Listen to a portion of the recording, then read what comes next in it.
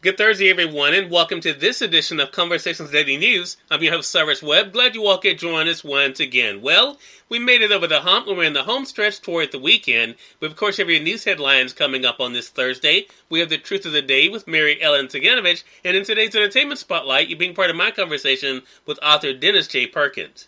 Enjoy today's broadcast. For Conversations Daily News, I'm Cyrus Webb with your Thursday headlines. In national news, COVID's U.S. toll projected to drop sharply by the end of July.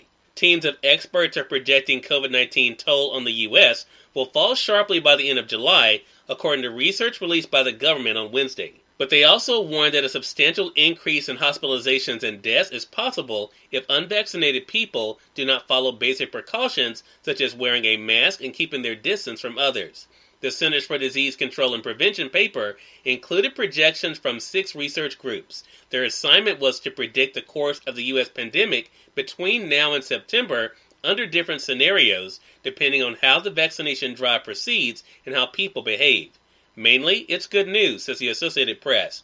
Even under scenarios involving disappointing vaccination rates, COVID-19 cases, hospitalizations, and deaths are expected to drop dramatically by the end of July and continue to fall afterwards. The CDC is now reporting an average of 350,000 new COVID-19 cases each week, 35,000 hospitalizations, and over 4,000 deaths. Under the most optimistic scenarios considered, by the end of July, new weekly national cases could drop below 50,000, hospitalizations to drop to fewer than 1,000, and deaths to 200 to 300. We are not out of the woods yet, but we could be very close, CDC Director Dr. Rochelle Walensky said, while noting that variants of the coronavirus are a wild card that could set back progress. The projections are probably in line with what many Americans were already expecting for this summer. Many people in Florida have resumed parties, graduations, and recitals, while Disney World let guests remove their masks for photographs. President Joe Biden on Tuesday set a goal of delivering shots to 70% of U.S. adults by July 4th. Such a goal, if met, would fit in with the best-case scenarios, said one of the study's co-authors, a CDC biologist. In more national news, Facebook board opposed Trump ban, just not indefinitely. Former President Donald Trump won't return to Facebook, at least not yet. 4 months after Facebook suspended Trump's accounts, having concluded that he incited violence leading to the deadly January 6th Capitol riot, the company's quasi-independent oversight board upheld the bans, but it told Facebook to specify how long they would last, saying that its indefinite ban on the former president was unreasonable.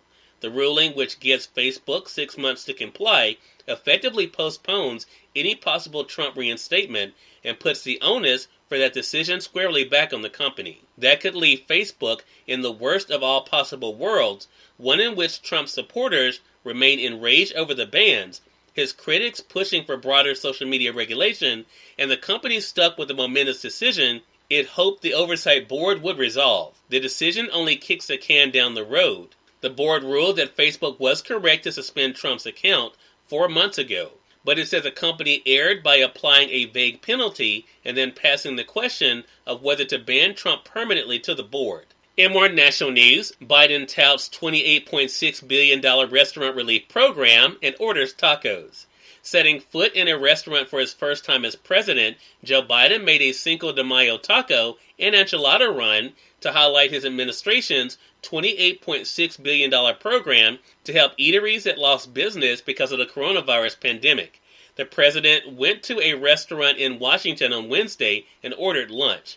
The restaurant, owned in part by Mexican immigrants, was a beneficiary of a pilot version of the restaurant relief program. It went from 55 employees to 7 during the pandemic, though it was able to rehire some workers through the Paycheck Protection Program that predates the Biden administration. The president stressed that restaurants have historically been one of the first rungs on the economic ladder, a chance to move upward that was undermined by the virus. For 1 in 3 Americans, a restaurant provided their first job, he said at the White House. This industry provided more opportunity for minority managers than any other industry in America. This is an industry where the staff feels like family and often is family. The White House said that 186,200 restaurants, bars, and other eligible businesses had applied for the program over its first 2 days of accepting applications. And finally, in entertainment news, Kentucky Derby NFL Draft pulled in television viewers. Two sporting events last week, the Kentucky Derby and first round of the NFL Draft, pulled in more television viewers than the Oscars, something inconceivable only a couple of years ago. The Nielsen Company said 14.5 million people watched Medina Spirit win the Derby on Saturday, and all the surrounding hoopla of the event on NBC. The draft's opening, televised on ABC, ESPN, and the NFL Network, reached 13 million people combined. Cyrus Webb, Conversations Daily News. It's now time for the Truth of the Day with Mary Ellen Ciganovich. Mary Ellen, take it away. Hi, this is Mary Ellen with your Truth of the Day. Every person must find their own path. When you deal with people who are totally unaware, remember everyone must find their own way toward awakening. You already may be aware that we are all essentially one, and we all emanate from the same source. This is great because you are on your way to understanding your awakened true self. However, all people just don't get it, and they probably never will. You may find it painful and frustrating to watch these people as they struggle through life, unconsciously aware of their truth. It is easy for you to judge these people and become intolerant of them. It will help you to know that even these unaware individuals are still part of God's total plan. Even when you find yourself awake, there are still places in your own mind and heart that need healing. In the same way, our world has dark places that require love, forgiveness, and healing. Today, understand the true healing of our entire world. Our whole society depends on the awareness of every individual.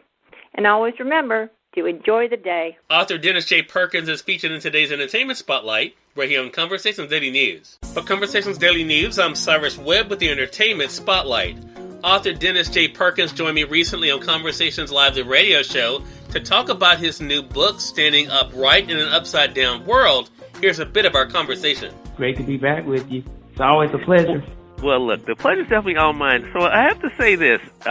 We've talked about a lot of things in your books. We've talked about love a couple times with, books like Everlasting Love and The Greatest of These is Love, the courage to step out of the familiar. The last time that you were on the program, we were talking about the camouflage of deception, and it seems like a perfect segue to this book then, Standing Upright in an Upside-Down World. Do you find that from book to book, Dennis, that they do kind of connect with one another as to the messages you want to send? Yeah. I agree with that 100%. It's not something that's planned. It's like there's a progression that's going on with me. I believe that the Lord gives me these titles because they come to me out of the blue, and then I have to find out exactly where He wants me to go with the title. So The last couple of times, that's what's happened. The last two times, for sure. With this one, I was just minding my own business. I probably talked to you about it before. And just out of the blue, I hear living right side up and upside down world. That's the way it came to me. And so then I tweaked it, of course. I said living upright in an upside down world. And then I had a conversation with a young lady that was doing some artwork for me, and she suggested, what about standing? And I said, I thought about that very same thing, but I just wasn't going to change it, but I am now. So I did. So that's how we came with that title. And it's been like just a progression. Cyrus Webb, Conversations Daily News. We thank you all for tuning in to this edition of Conversations Daily News. We'll be back with you guys on tomorrow to wrap up this week. Until then, I'm your host, Cyrus Webb, saying as always, enjoy your day, enjoy your life, enjoy your world. Thank you all for choosing Conversations Daily News today. Let's make today amazing. Take care.